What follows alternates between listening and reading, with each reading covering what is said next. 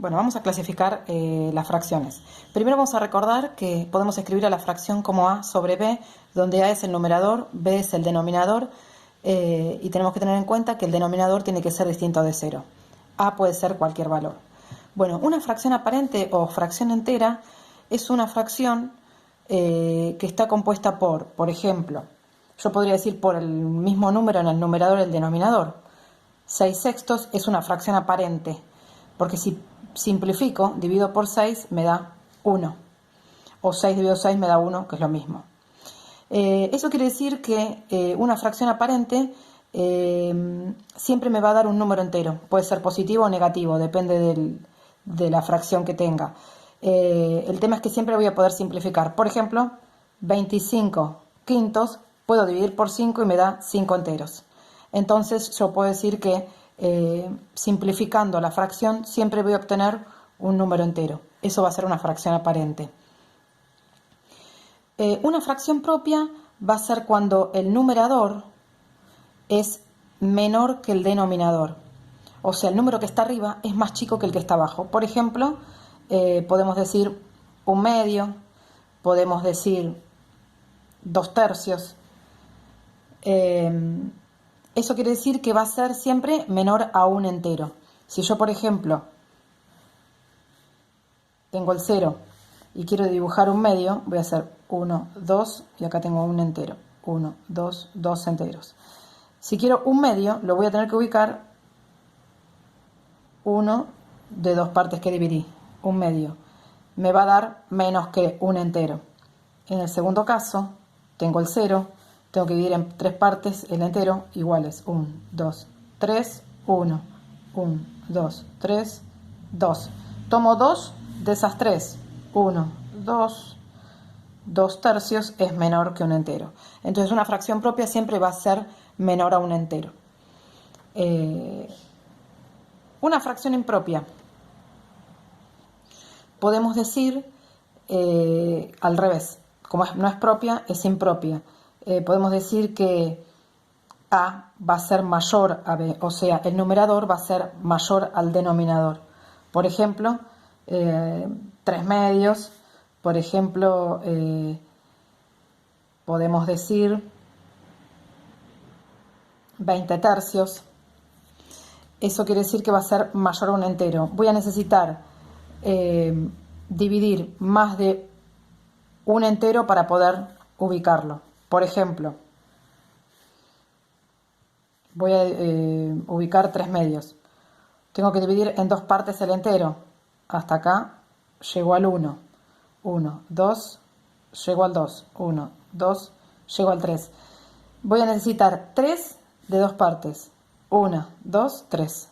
Voy a estar ubicada acá 3/2. Esa es una fracción impropia. Bien, entonces, simplificando hasta el momento. Aparente, cuando yo simplifique voy a tener un número entero. Fracción propia, el numerador es menor que el denominador. Impropia, el numerador es mayor que el denominador. Después tenemos una fracción mixta o número mixto. Por ejemplo, yo puedo tener el número 23 quintos. Esta es una fracción impropia. A esta fracción impropia la puedo escribir como fracción mixta. Eso quiere decir que yo lo que puedo hacer es 23 dividido 5.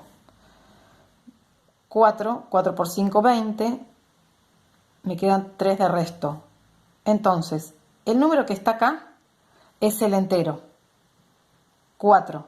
Y el resto que me queda acá arma una fracción con el 5. 3 quintos. Eso quiere decir que tengo 4 enteros, 3 quintos. Pasé de una fracción impropia a un número mixto. Si ahora yo quiero pasar de este número mixto otra vez a la fracción impropia, lo que tengo que hacer es lo siguiente. 4 enteros, 3 quintos. La operación es así. Hago 4 por 5, 20. Y le sumo 3 del numerador. Y me queda el mismo denominador. Y me queda 23 quintos. Y ahí volví al anterior. Bueno, lo importante es saber llegar a la fracción mixta, que es este. Y después saber volver por las dudas que uno necesite operar con una fracción impropia. por ejemplo en un cálculo combinado. Bueno, otra clasificación podemos decir que es una fracción decimal. Una fracción decimal es cuando en su denominador tenemos 10 o múltiplos de 10. Por ejemplo, yo puedo decir 3 décimos es una fracción decimal.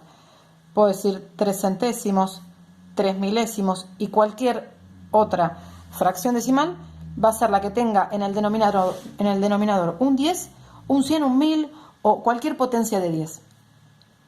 No todos los números decimales pueden ser escritos como fracción decimal. Por ejemplo, un número periódico, 0,5 periódico. Si yo lo quiero pasar a fracción decimal, no puedo. ¿Por qué? Porque yo escribía el número arriba y abajo completaba con 9. Y no voy a tener forma de poder escribir un 10 o una potencia de 10 en este caso. Entonces esta no tiene fracción decimal. Bien, y vamos a la fracción equivalente. Una fracción equivalente es muy simple.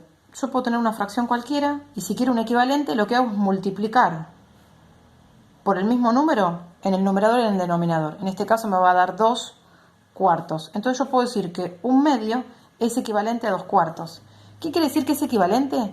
Que va a ocupar el mismo lugar. Por ejemplo, si lo ubico en una recta. Un medio. Voy a cortar en medios. 1, 2. Voy a tomar 1 de un medio. Un medio. Si yo ahora hago lo mismo, pero dividiendo en cuatros, voy a tener que tratar de hacerlo más chiquito.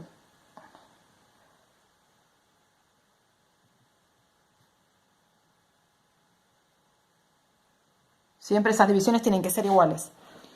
Voy a tomar 2 de 4. 1, 2. Tomo 2 de 4 y esto sería 2 cuartos. Estarían ubicados en el mismo lugar. Otra forma de verlo más fácil sería si yo agarro un rectángulo y lo divido en 2. Tomo una de esas 2. Si yo ahora agarro ese rectángulo, el mismo, y lo divido en 4, tomo 2 de esas 4 partes. Estaría usando la misma parte. Lo puedo escribir tanto como un medio como 2 cuartos. Y podría seguir buscando. Si yo ahora multiplico por 3, por 4 y siempre el numerador y el denominador, voy a obtener fracciones equivalentes.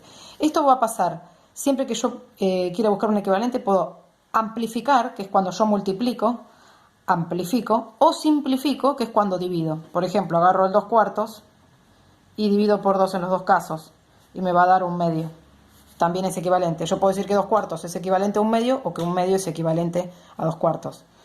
Eso puede pasar tanto en amplificaciones, esto es una amplificación, y esto es una simplificación.